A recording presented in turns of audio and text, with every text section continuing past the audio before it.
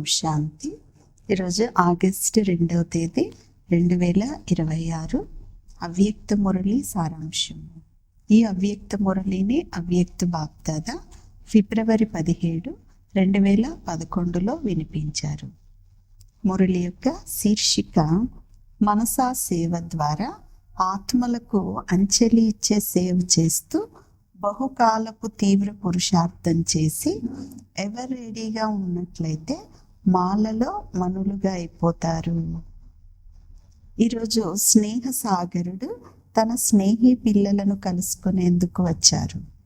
నా బాబా రండి అని పిల్లలు గుర్తు చేసుకున్నారు కనుక తండ్రి కూడా నా స్నేహి పిల్లలు అని అంటారు.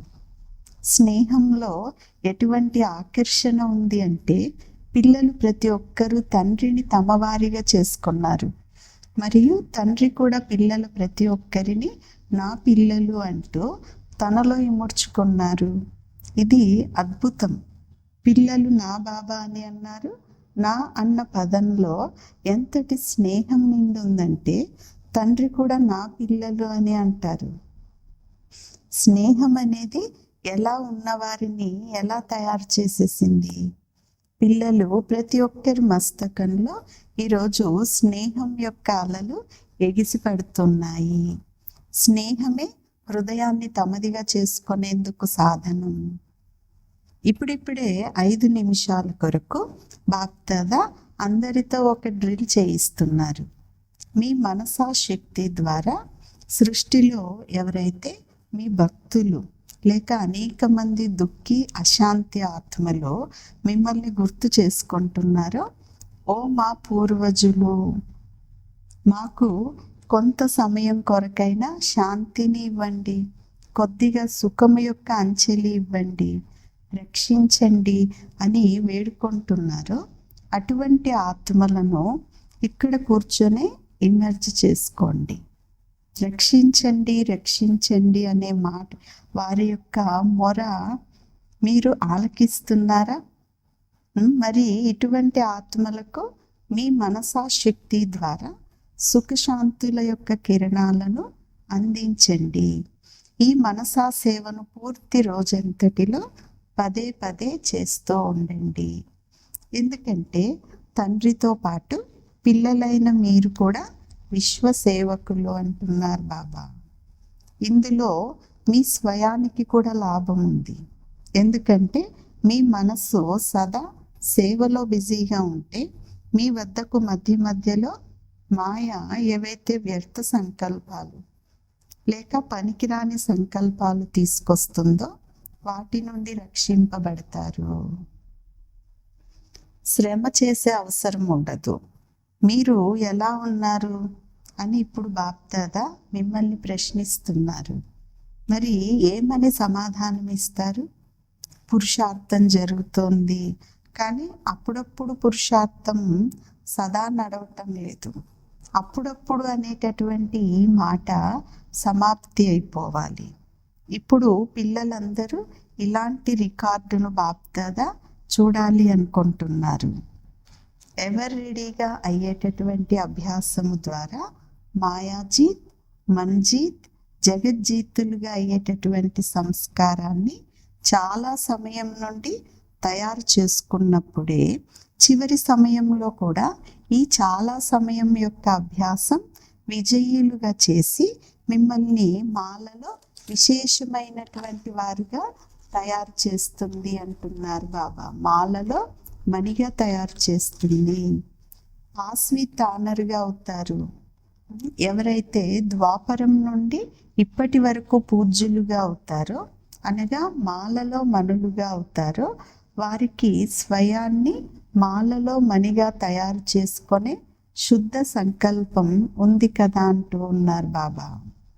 బాప్దాదా కూడా ప్రతిరోజు అమృత వేళ తమ మాలలోని మనులను చూస్తూ వారితో విశేషంగా మిలనం చేస్తారు. మరి మీరందరూ స్వయాన్ని మాలలోని మనులము అని భావిస్తూ ఉన్నారా? రెండవదైన 16,000 మాల కూడా ఉంది కానీ అది 2వ మాల. విశేషంగా ఏ మాల అయితే గాయన యోగ్యంగా మరియు పూజనీయ యోగ్యంగా అవుతుందో అది మొదటి మాల అంటున్నారు బాబా. ఈరోజు బ్రహ్మా బాబా ఇప్పటి తీవ్ర పురుషార్థి మరియు భవిష్య రాజ్య అధికారి పిల్లలను చూస్తున్నారు. సింహాసనం పైన అయితే ఇద్దరే కూర్చుంటారు, కానీ రాజ్యంలో సాతీలుగా ఉండేవారిది మొదటి మాల అంటున్నారు బాబా. బాప్దాదా జతలో అయితే వెళ్తారు, ఎందుకంటే ఇప్పుడు మీ అందరిది రిటర్న్ జర్నీ, తిరుగు ప్రయాణం. వెళ్ళవలసే ఉన్నప్పుడు తండ్రితో పాటు వెళ్ళాలి, ఒంటరిగా వెళ్ళకూడదు. చాలా కాలం నుండి తండ్రి సమానంగా ఉన్నవారే రాజ్య అధికారులుగా అవుతారు అంటున్నారు బాబా. ఏ విధంగా? Attention please. సూక్ష్మంగా సంకల్పాలలో కూడా అలజడి ఉండకూడదు. అచంచలంగా, అడోల్గా, శుద్ధ సంకల్పదారులుగా చాలా కాలం నుండి అవ్వాల్సిందే కదా అంటూ ఉన్నారు బాబా. చాలామంది పిల్లలు బాబా మేము తయారైపోతాము, ఎందుకంటే సమయం ఎంతగా సమీపంగా వస్తూ ఉంటుందో, పరిస్థితులు అలజడిలోకి వస్తూ ఉంటాయో అప్పుడు వైరాగ్యం అయితే స్వతహాగానే వచ్చేస్తుంది కదా అని అంటారు. కానీ అప్పుడు మీకు టీచర్ ఎవరు అని బాబా అడుగుతూ ఉన్నారు. సమయం అయిందా లేక బాబా అయినారా? కనుక బాబా ఇప్పుడు సూచన ఇస్తూ ఉన్నారు. చాలా సమయం యొక్క తీవ్ర పురుషార్థమే చివరిలో పాస్ విత్ ఆనర్గా చేస్తుంది అంటున్నారు బాబా. పాస్ అయితే అందరూ అవుతారు, కానీ పాస్ విత్ ఆనర్గా అయ్యేవారు చాలా కాలం నుండి నిరంతర తీవ్ర పురుషార్థం చేసేవారు అవసరం అంటున్నారు బాబా. ఇప్పటి నుంచి అప్పుడప్పుడు సంథింగ్ అయిపోతాము, చేసేస్తాము, ఈ మాటలు ఏవి కూడా ఇక మీదట చెప్పకూడదు అంటున్నారు బాబా. బాబా యొక్క ప్రేమ అయితే సదా ఉండనే ఉంటుంది. చివరి పూస పైన కూడా బాబాకు ప్రేమ అనేది ఉంది. ఎందుకంటే హృదయపూర్వకంగా నా బాబా అని అలా అయితే అన్నారు కదా. అందువలన స్నేహం అనేది మిమ్మల్ని తండ్రి వారిగా చేసేసింది కదా అంటున్నారు బాబా. కేవలం స్నేహమే కాదు, శక్తి కూడా కావాలి. ఇప్పుడు తీవ్ర పురుషార్థం కూడా కావాలి అంటున్నారు బాబా.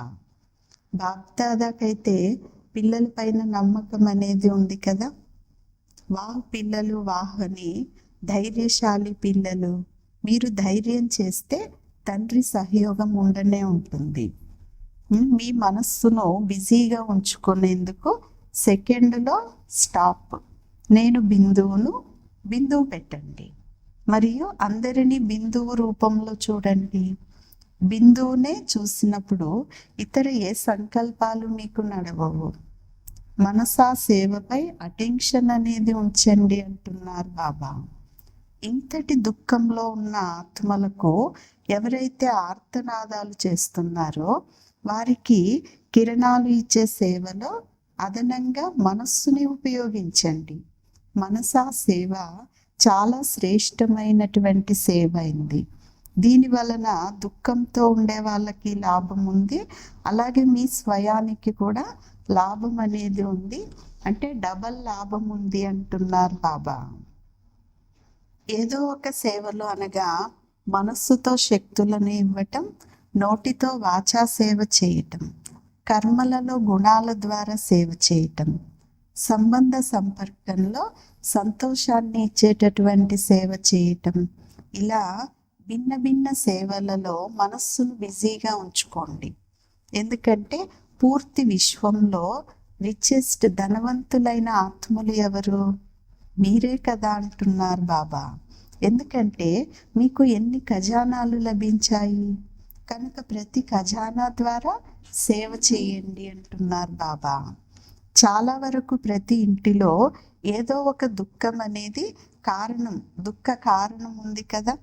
ఇటువంటి దుఃఖితులకు సుఖం ఇచ్చేటటువంటి వారు ఎవరు? ఎందుకంటే వాళ్ళు కూడా మీ సోదరులే కదా. కనుక మీ స్వయానికి కూడా లాభాన్ని పొందండి. మనస్సును బిజీగా ఉంచండి మరియు దుఃఖితుల యొక్క దుఃఖాన్ని హరించండి అంటున్నారు బాబా. ఓ నా ప్రియమైన పిల్లలు, అపురూపమైన పిల్లలు, ఇప్పుడు దయాహృదయ రూపాన్ని ధారణ చేయండి అంటున్నారు బాబా. బ్రాహ్మణులలో కూడా పరస్పరం ఒకరికొకరు సహయోగులుగా అవ్వండి అని బాబా పిల్లలకు పదే పదే అటెన్షన్ ఇప్పిస్తూ ఉన్నారు. తండ్రికి సహచరులైనటువంటి మీరు సంకల్పం చేశారు కదా. ఏ సంకల్పాన్ని చేశారు? ఈ విశ్వాన్ని దుఃఖం అశాంతి నుండి ముక్తిగా చేసేది, అంటే దుఃఖం అశాంతిని మార్చి సుఖశాంతులను స్థాపన చేయాల్సిందే అనే సంకల్పం చేశారు కదా అంటున్నారు బాబా. ఇప్పుడు దుఃఖి ఆత్మలకు, ఎందుకంటే వాళ్ళు బ్రాహ్మణులు కూడా కావచ్చు, లేక మరి ఎవరైనా కూడా కావచ్చు, డిస్టర్బ్గా ఉన్న ఆత్మలకు మీరు సహయోగం అనేది ఇవ్వండి, సహయోగులుగా అవ్వండి అంటున్నారు బాబా. కొత్త కొత్త పిల్లలు ఎవరైతే మొదటిసారి వచ్చారో వారు 1 సెకండులో 10 నిమిషాల పని చేయాలి. ఎందుకంటే సమయాన్ని కొద్దిగా కూడా వ్యర్థం చేయకండి, అటెన్షన్ ఉంచండి అంటున్నారు బాబా. పరంధామం నుంచి శివబాబా వస్తారు, సూక్ష్మవతనం నుంచి బ్రహ్మబాబా వస్తారు. వారు వచ్చి మహావాక్యాలను ఉచ్చరిస్తారు కదా. కనుక మురళిని ఎప్పుడు కూడా ఒక్కరోజు కూడా మురళిని మిస్ చేయకండి. మిస్ చేసినట్లయితే బాప్దాదా హృదయ సింహాసనం నుండి దూరం అయిపోతారు అంటున్నారు బాబా. మురళిలో రోజంతటి కోసం డైరెక్షన్స్ అనేది ఉంటాయి. 4 సబ్జెక్టులకు చెందినటువంటి డైరెక్షన్స్ అనేది మురళిలో ఉంటాయి. అందువలన ప్రతిరోజు మురళి వినటం అంటే బాబా నుంచి డైరెక్షన్ అనేది తీసుకోవటం. అందువలన బాబా అంటారు, ఈ మురళి యొక్క లాభాన్ని పూర్తిగా తీసుకోవాలి అంటున్నారు బాబా. మంచిది. ఎదురుగా కూర్చొని ఉన్నవారు కానీ లేదా దూరంగా కూర్చొని వింటూ ఉన్నటువంటి పిల్లలకు బాప్దాదాల యొక్క హృదయము, ప్రాణము, ప్రేమతో కూడినటువంటి ప్రియ స్మృతులు మరియు నమస్తే. ఆత్మిక పిల్లలు, ఆత్మిక తల్లి తండ్రికి ప్రియ స్మృతులు, గుడ్ మార్నింగ్ మరియు నమస్తే నమస్తే. ఈరోజు వరదానం, బుద్ధి రూపీ పాదమును మర్యాదలనే గీత లోపలే ఉంచేవారు సర్వప్రాప్తి సంపన్న శక్తిశాలి భవ. వరదానం యొక్క వివరణ. ఏ పిల్లలైతే బుద్ధి రూపీ పాదమును కొద్దిగా కూడా మర్యాదలనే గీత నుండి బయట ఉంచరో వారు లక్కీ మరియు లవ్లీగా అయిపోతారు. వారికి ఎప్పుడు ఏ విఘ్నము లేక తుఫాను, ఆందోళన, ఉదాసీనత రాలేవు. ఒకవేళ వచ్చినట్లయితే తప్పకుండా బుద్ధి రూపీ పాదం మర్యాదలు అనేటటువంటి గీత నుండి బయటకి వచ్చింది అని భావించండి. గీత నుండి బయటకి రావటం అనగా ఫకీర్లుగా అయిపోవటం. కనుక ఫకీర్లుగా అనగా యాచించేవారుగా అవ్వటం. అలా అవ్వకండి. సర్వప్రాప్తి సంపన్న శక్తిశాలులుగా అవ్వండి అంటున్నారు బాబా. స్లోగన్, ఎవరైతే సదా న్యారాగా అంటే అతీతంగా మరియు తండ్రికి ప్రియంగా ఉంటారో వారు సురక్షితంగా ఉంటారు అంటున్నారు బాబా. అవ్యక్త సూచన, అపవిత్రత యొక్క బీజాన్ని కూడా సమాప్తం చేసి సంపూర్ణ పవిత్రులుగా అవ్వండి. దృఢతయే సఫలతకు తాళం చెవి. సఫలత పిల్లలైన మీకు జన్మసిద్ధాధికారం. కనుక దృఢతను ఉపయోగించండి. నిర్లక్ష్యంగా అవ్వకండి. అయిపోతుందిలే, చేసేస్తాము అని ఆలోచించకండి. దృఢ సంకల్పము ద్వారా మనస్సులోని వ్యర్థ సంకల్పాలను సమాప్తం చేసి విజయులుగా అవ్వండి అంటున్నారు బాబా. మంచిది. ఓం శాంతి.